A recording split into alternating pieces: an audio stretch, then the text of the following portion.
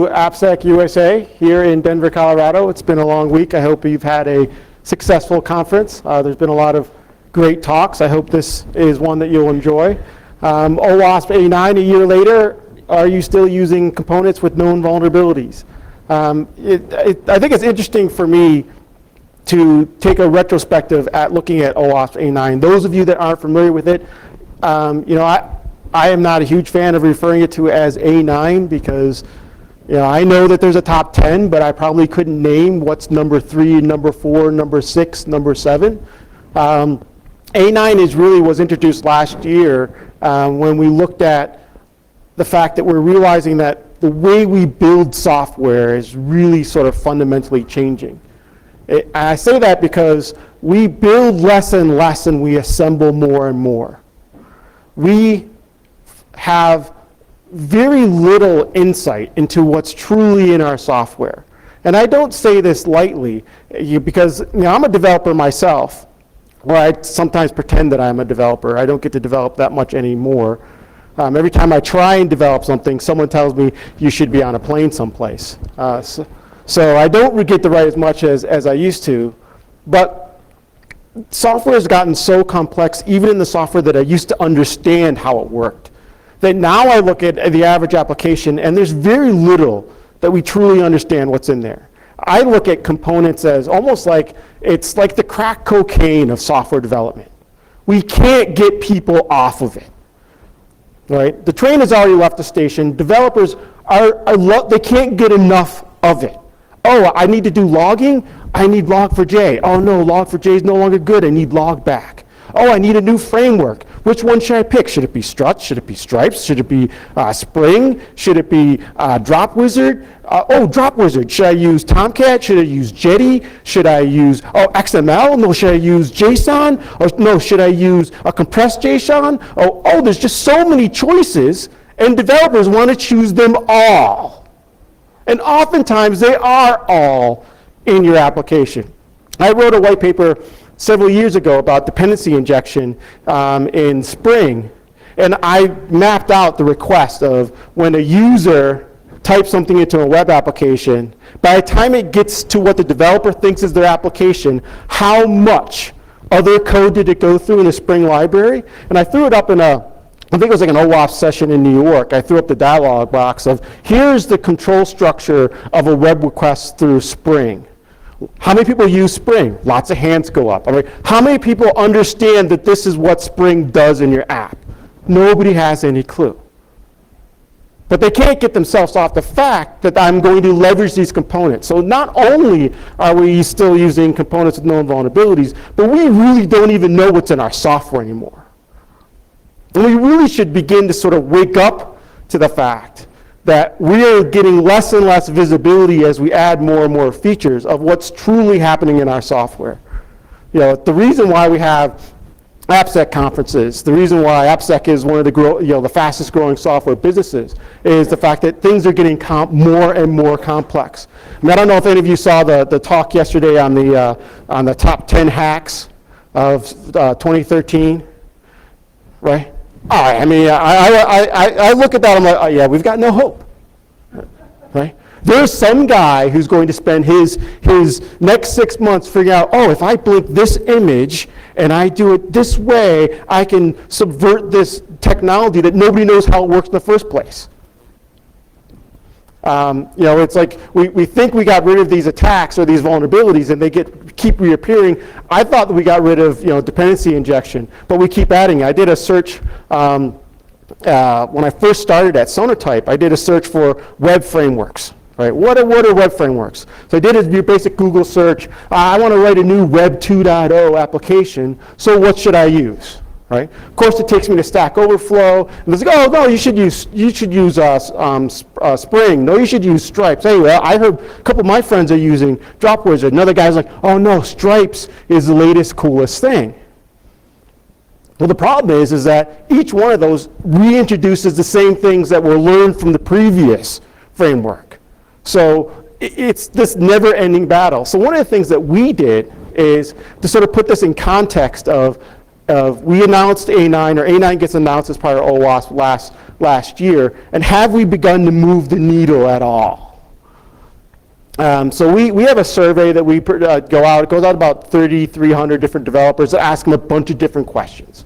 And I wanted to use that framework of that discussion to sort of talk about, are we moving the needle at all?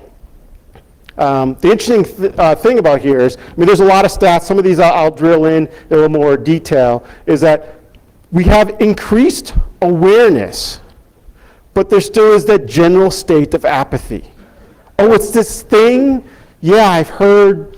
Yeah, I'm kind of concerned. Yeah, that's a tomorrow's problem.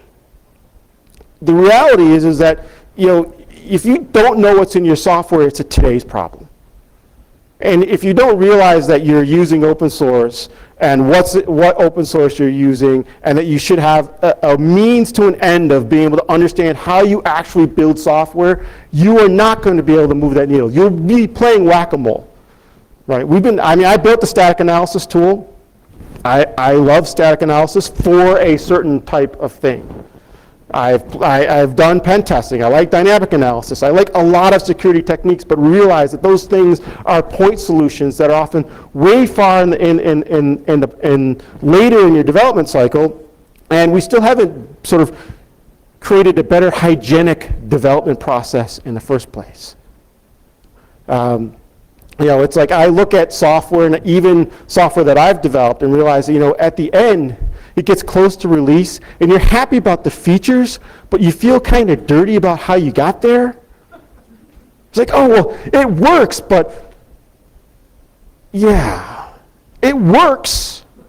I remember I was doing a review for a company, and a security review, and we were asking them, you know, hey, can we get a copy of a control matrix so we could do authentication and authorization, right? And there wasn't a copy of the control matrix, right? So we don't really not understand what's in our software, and we're really playing whack-a-mole at the end. And part of it is, you know, we really have changed. I mean, these are old numbers, right? I was talking to our CFO the other day, because I look at numbers all day long. I look at stats. I do analysis on our data set, and I was telling our CFO, I said, I dream of numbers. He said, I've got a job for you. I said, no, I don't need those numbers. But, you know, Central, for those of you that don't know, so Central is the place where Java components live. So as we move into the next era of software development, we're finding that we're finding places where we want to go and get our software from some known place. Right, so this Central was really one of the very first binary repositories, and it was built to solve a different purpose. Back when Maven was first created, it was attempting to solve a problem with just building open source software. So Jason Van Ziel, who founded Maven, was trying to solve a problem that every time he wanted to use some new piece of open source software, he had to go find its website, go to its website, download its source code, go back to the website, look at its build instructions, get about a page into it and say, oh, you know, I'm just going to type, you know, ant make. Okay, that didn't really work, because back then it was like, oh, well, you need to get this other piece of software. So you'd have to go back to the website, go back, find out, download, and it was ad nauseum having to go back to build something. Like, I just wanted to use this library. I didn't really need to understand how it built. So he created this dependency resolution system, which is now what all modern package managers use, right? Some sort of dependency resolution. So you want to use this library, but this library, in order to use this library, depends on all these other things. You don't want to have to go figure out how those things come to be. You don't want to understand how they build. You just want them because you want to use this thing. So Maven resolves those dependencies. Well, in building that, it's like, well, we need a place for these dependencies to live, so that when your build goes to request them, they can come from someplace. So that's where Maven Central came from. And if you look at its growth rate, it's exponential. You know, when we first started tracking in 2007, there was, you know, a few thousand components. Now we're up to around 600,000 different components in Maven Central, and that's one repository. Now you look at NPM and the growth rate of NPM and Node, right? We see a similar trajectory there. Where we're also doing some work with Microsoft and NuGet. We see another trajectory there. All these ecosystems are realizing, even Docker, where like, oh, we should have these repositories of packages so that when people want to use something, they can say, oh, here, where do I go get it? Well, I don't have to go figure out how to use this thing. I just want to type a command, and lo and behold, it comes. Well, that's when you think of it, that's almost like a scary thought that we've allowed this to go so far without thinking twice about, oh, wait a minute, where is this stuff really coming from, and what is it? I know, and I'm still kind of scared, because I know that people joke about when you use Maven that it downloads the internet. Right? Well, we can laugh that it downloads the internet, but guess what? That's what's in your software. It didn't even just download the internet, it put it in your code. Right? So the joke isn't so much that it downloaded the internet, the joke is, hey, guess what? That's really what's in your software, and we kind of ignore the fact that the train is sort of already left the station. Now, this isn't a bash on open source either, because I love open source. I think the open source movement has created a lot of things. We wouldn't have Hadoop, Tomcat, Jetty, Log4j. I mean, the packages and the innovation go on and on and on and on. So we can't, this isn't to say, oh, well, open source is bad. It's not. It's essential. That's the key thing here, is that open source is essential. We weren't talking to one bank in overseas. When we do a bunch of different stuff, but we were getting a report saying, hey, guess what? Here's all the open source that you use, and here's some stuff that you might not want to use. And the CEO was like, when did we start using all this open source? Because they think of open source as MySQL, like, oh, we use Oracle, or Linux, well, we're a Microsoft shop. And they're like, well, when do we start using all this open source? Well, all right, we're just going to stop using it. The VP of engineering says, I just want to let you know that if you want to stop using open source, then I'm not going to be your VP of engineering anymore. Because we don't have a business if we're not using open source. Even in Java, right? I joke sometimes. They're like, "Oh, well, we don't use a lot of open source libraries." I says, "Well, do you use Java?" And they say, "Well, yeah, we use some Java. Java's open source." Just letting you know, little cat out of the bag. Java's open source. The interesting thing is when we first ran this survey, right? Heartbleed was, one of those moments where a large part of the world woke up to the fact that, oh, I'm using this open source, and now I've got this problem. It was like, it was faster than when, I remember when Dan Kaminsky announced the DNS rebinding attacks, and he threw the map up. I think it was RSA, maybe it was Black Hat, threw up the map of how fast people patched. Like you could see it going over the world. Heartbleed was faster. It was literally like that fast for the most part. Heartbleed has a very long tail because a lot of people don't even know still whether they're really using OpenSSL and where they're using it, especially when you talk about embedded systems, manufacturing. Is it really, am I really vulnerable to this? There is still a long tail. I've been doing some research on mean time to repair, how long it takes organizations, in this case open source projects, to notice the fact that they're using something that has a vulnerability and then actually patch. And it's really, I'm getting some really interesting stats that on average, it takes the average open source project, this is open source, to one, realize that they're using something that's vulnerable and then patch that. It takes on average 391 days for that one open source project to realize that its first level dependency has a vulnerability. Now, when you think of that, these dependency graphs get very large, very quickly. I've seen cases where it's years before it gets patched. And I've got some other slides in here that talk about some of my favorite types of components. Some of them haven't been updated at all, ever. Right?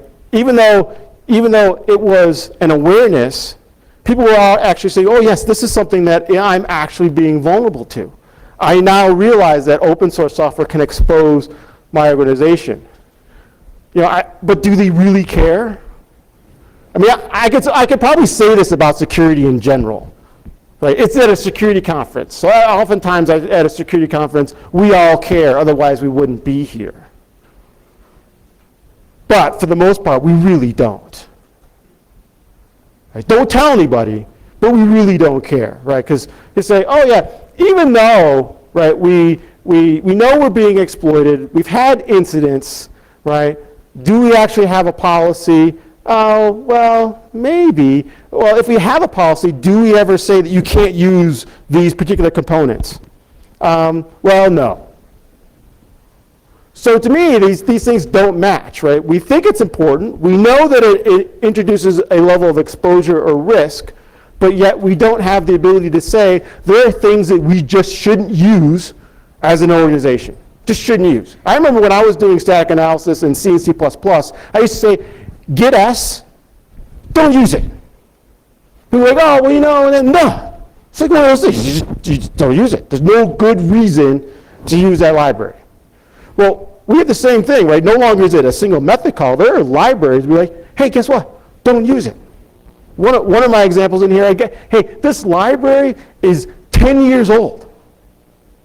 And it hasn't been updated in 10 years. Do you think you should be using it? I don't care how great you think it is, right? Do you think there might be a better choice for you? We often think about our own technical debt. We worry about the technical debt of our software that we write. But the software that we write depends on other software. What about that debt? It has its own debt calendar that we just completely ignore. So when we're like, oh yeah, we care. Well, no, we really don't care, because until you can really understand what's in your software, I mean, I recommend everybody that can just take a look. Run your Maven, look at some of these components, look at the release history. I bet you there's some stuff in there that, you'd be like, I'm not quite sure. And then developer says, well, yeah, it works. We need this. Like, do you understand what it does?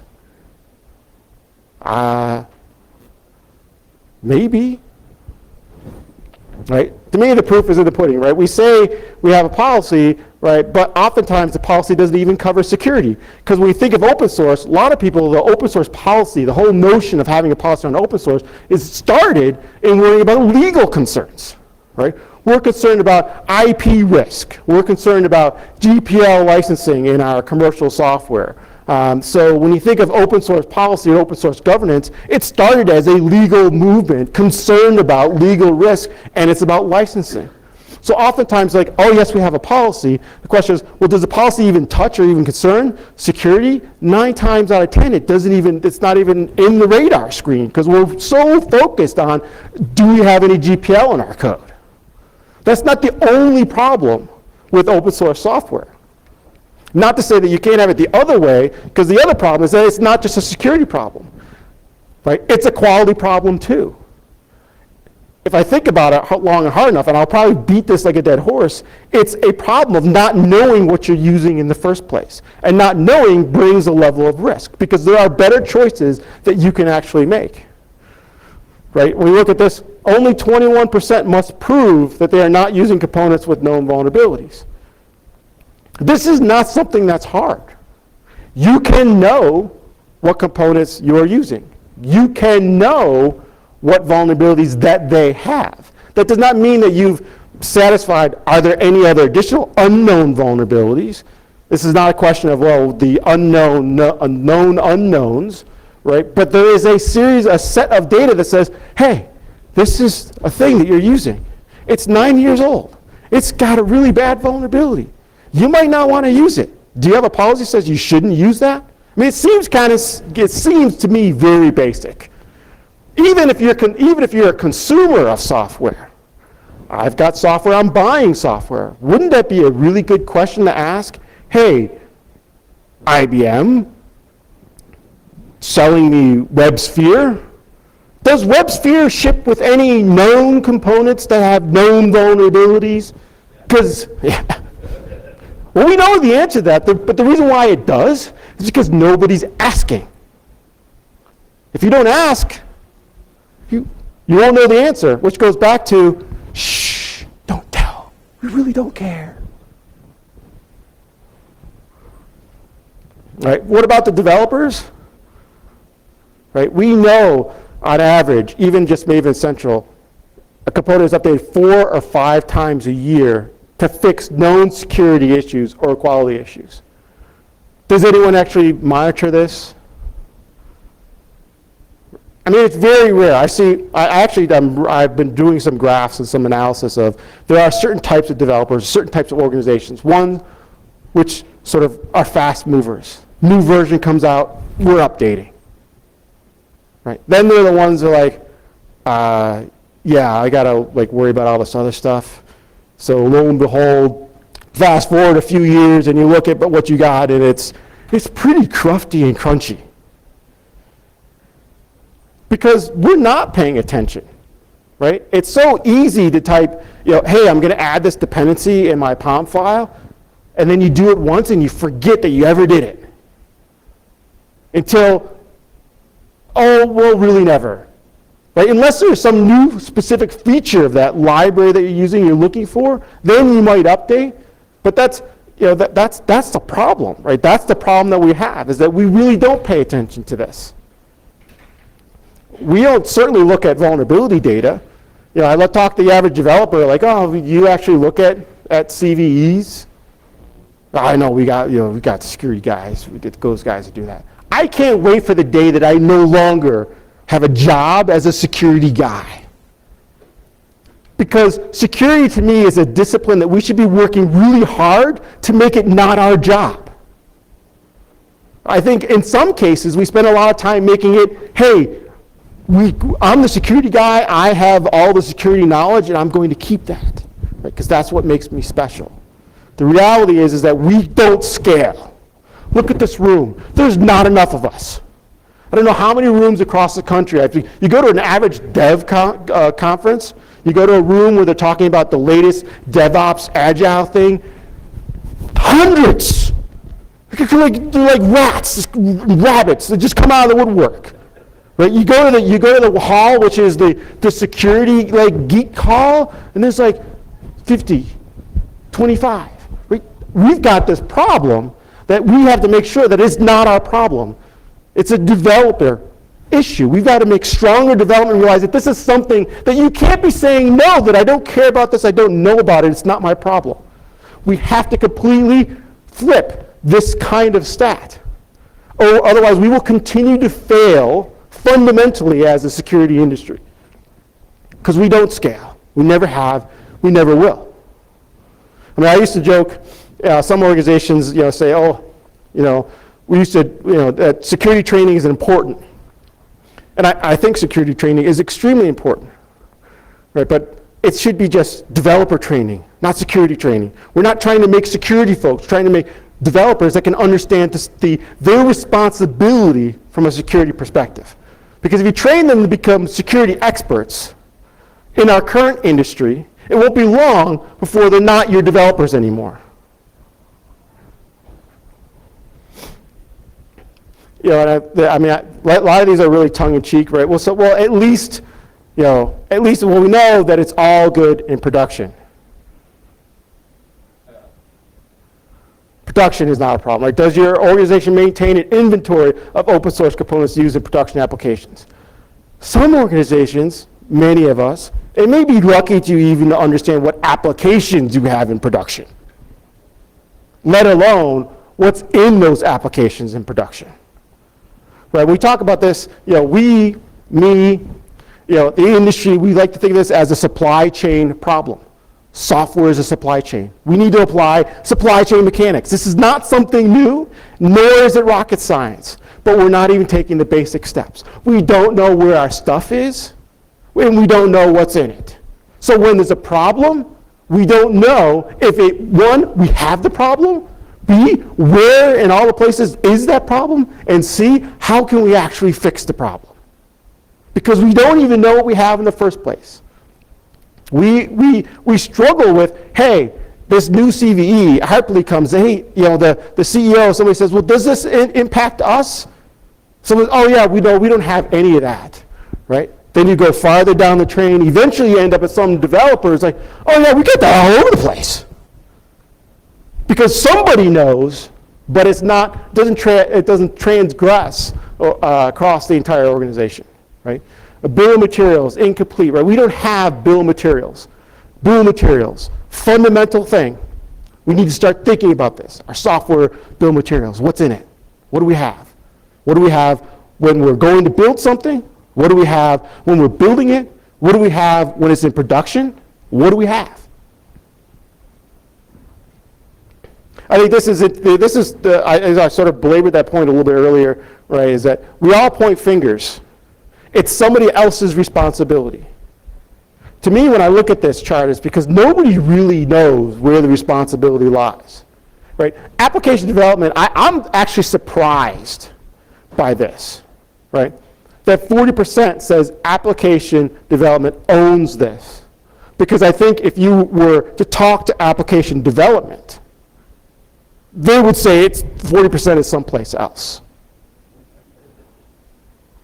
Right, so I think this is somewhat biased by the title of the person that answered this question, that as you get more developers, oh yeah, no, this security guy, right? Oh yeah, I mean, even our developers, right? I work at a development organization. Well, like, hey, we've got this thing. Is it important? Hey, what's the proper way to fix this? And I will often be more coaching, be like, okay, well, here's some things that you could try. Here's some resources that you could go look at, because I want them to own the responsibility that I'm not here to tell you how to fix something. You have to take on that responsibility to understand the ramifications of the decisions that you're making and the actions that you should be taking as a development organization. Not saying that this is a security thing and we got a security guy to do it, because there's not enough security guys.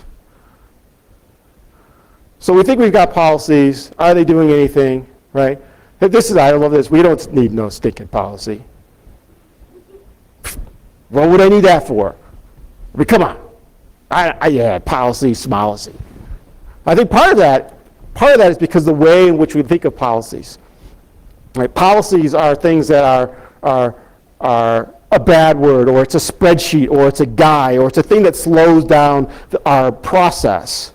And policies shouldn't be that way, as something that, hey, we don't need one because we think it's a burden. We need to sort of switch it on and say we need one because it's a responsibility that we must bear as an organization that wants to strive doing better and building more quality software. And then I love this one, right? We have a policy, bacon. It's because we have a policy, but it's not really doing anything, right? You don't have a policy if you don't have any way of controlling it. Hey, yes, I mentioned the policy early on the deck. It says, oh, well, we don't really address security. So some people are like, oh, yes, we've got the policy, right? It's in the employee handbook that you sign, right? That we've all read our employee handbook. We know exactly what the policy is. As a CSO, I've had to read the policy that we have. And it's like, oh, yes, you cannot drive and use a cell phone. That's in the policy. That's in the policy. Why is it in the policy? It's to protect the organization, such that if I ever was driving with my cell phone and was in a crash, they could say, hey, guess what? In the policy. Sorry, your fault. Policy is no good if it's just written down and nobody understands it, knows it, or follows it. We don't care. The problem is that it really is our applications, right? Hey, if it works, ship it, right? The reason I mentioned this is that components are like crack cocaine. It's like crack cocaine because we choose components for one reason: for its features and capabilities. That's why we choose something. First thing, oh, what does it do? Oh, it's log back. Oh, it's got all these great log features. Oh, I want that, right? Oh, it's this newfangled library. All my friends are using it. Everyone's using it at Stack Overflow, and these guys at Facebook, or these guys at Google, and I heard this thing, and I saw this talk, and it's like the greatest thing, and I want to be the next greatest guy to use the next greatest thing so I can be famous, of the first guy to use the next famous thing because it's cool. I joke about this all the time. I think of it like music and my daughter. Right? It's like, oh, hey, guess what? I just saw this band, and I think they're really good. And the minute I think it's good, it's no longer cool. Right? That band is sold out. Software components the same way. Oh, these struts. Oh, yeah, they went VMware. I sold out.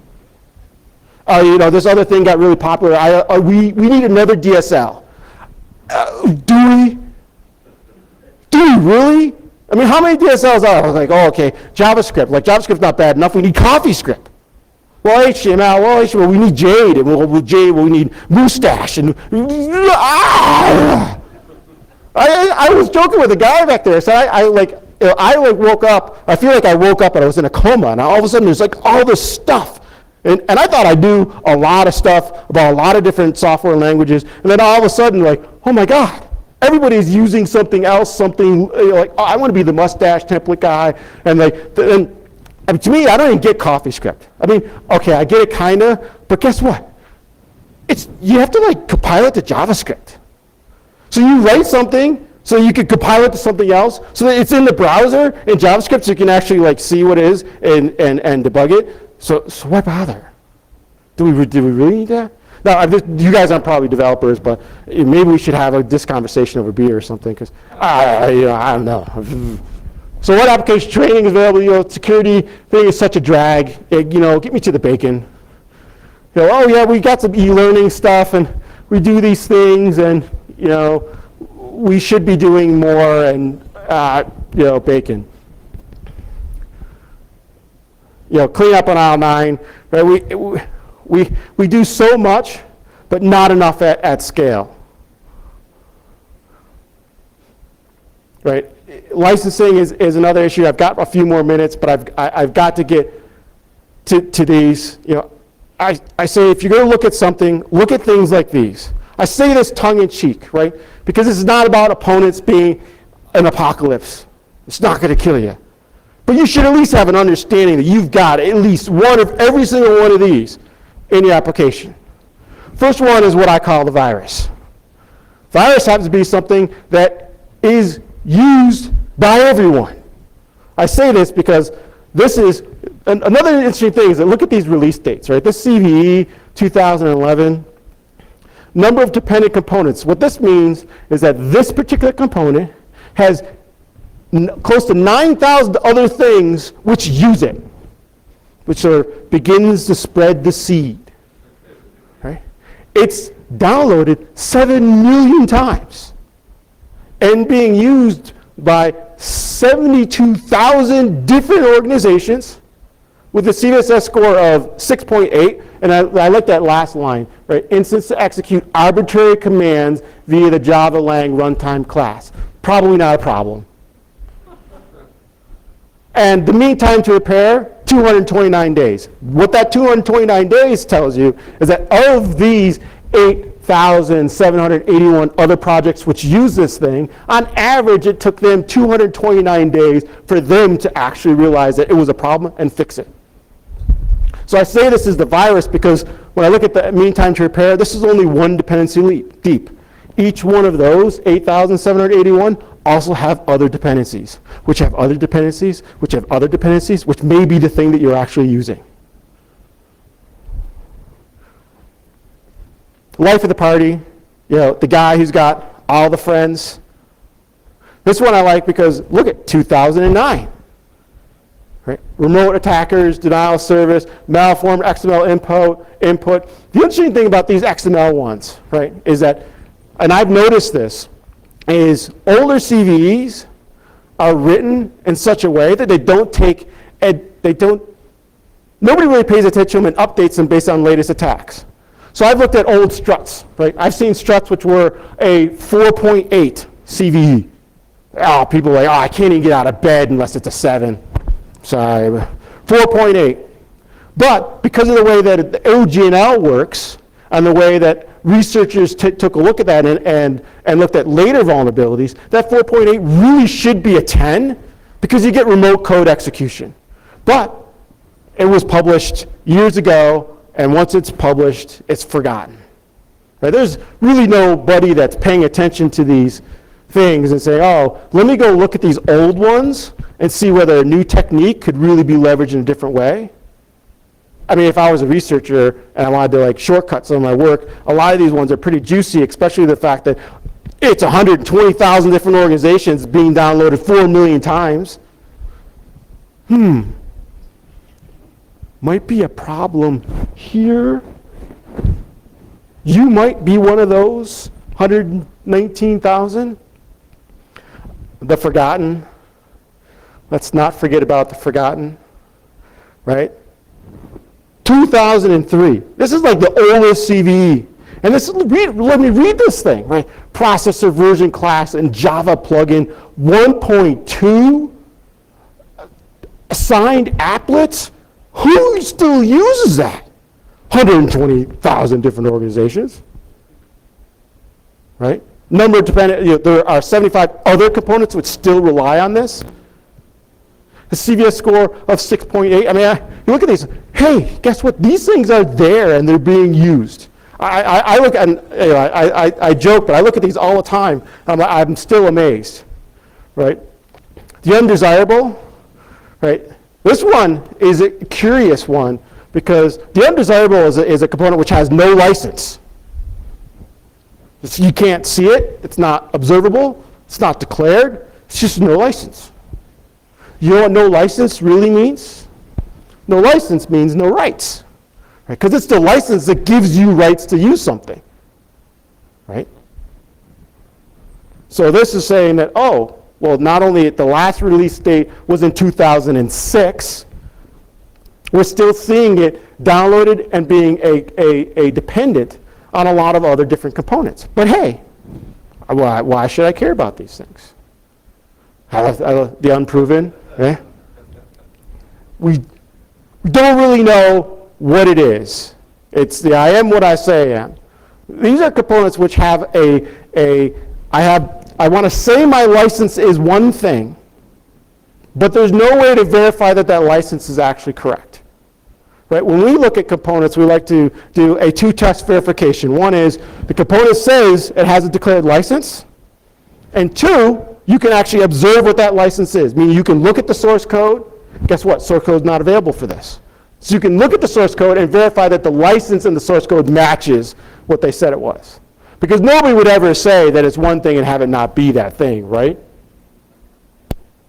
Well, your guess is as good as mine. One hit wonder. Love iced tea. Right? One release ever. It's only ever had one release. I mean, really. Do you really think that this is like a good thing to be using? Should I have components in my ecosystem that its last release was in 2005 and it's only had one and never had another one? I mean, does anybody even understand what this thing does? Oh, it says it's a regular expression parsing library. It's still relatively popular, but it's had one release ever, and the last release was 11 years, well, no, 9 years ago. My math is off. You know, these are things that each one of these 7, I guarantee you've got one of every single one in your software. Every single one. Very simply, you can begin to think about how do I organize the way I build software such that these are very basic things that I can at least prevent. Hey, or I can at least ask the question, why are we still using this? What happens if there is an issue? Maybe if we really think that this is really important, maybe you should take a look at whether it's got a security issue, because I guarantee you that nobody else is. But we like to talk about open source as the many eyes theory. Well, there aren't a lot of eyes looking, and if they are, they're certainly not telling. Of course, I've got like a minute left. What matters most? Part of our survey is we asked what people like to eat on their pizza, and they were really upset that bacon wasn't an option. You know, and I realized that, and that's why I added bacon to some of my titles, because I realized that bacon is like, it's just one of those things. The smell of bacon gets my son out of bed. I can actually set a clock. My wife and I will like put some bacon on the pan. We could just set a clock, and like all of a sudden, he like comes down like feigning, like he's like, oh, I barely cracked open. He's like, what are you cooking? I'm like, you know we're cooking. Otherwise, you wouldn't be up coming down the stairs. I guarantee that. And the other thing is that we prefer beer over wine. I think there's a brew. We had the brew thing. I think we did the brew thing last night. I think there's a pub crawl, might be more beer tonight. I think that validates the fact that we definitely like our beer more than wine. But beer and soda is going hand in hand. I mean, I used to joke when I was younger that that we would always be the hacker is the guy that's got an ashtray full of cigarettes and a bottle of Surge soda, right? Because we know that Mountain Dew really didn't do it. We had to go for that little extra Surge. But yeah, to me, I think the interesting thing to sort of sum up, and I actually finished on time, which is always a miracle, is that I'm glad that A9 came out. I'm glad that people are beginning to pay attention. I am still hoping for a lot more people to really start to care. Because if we don't start looking at this and how we frame the way in which we build and deliver software, and think about this is not something that we hope and pray at the end of the delivery cycle.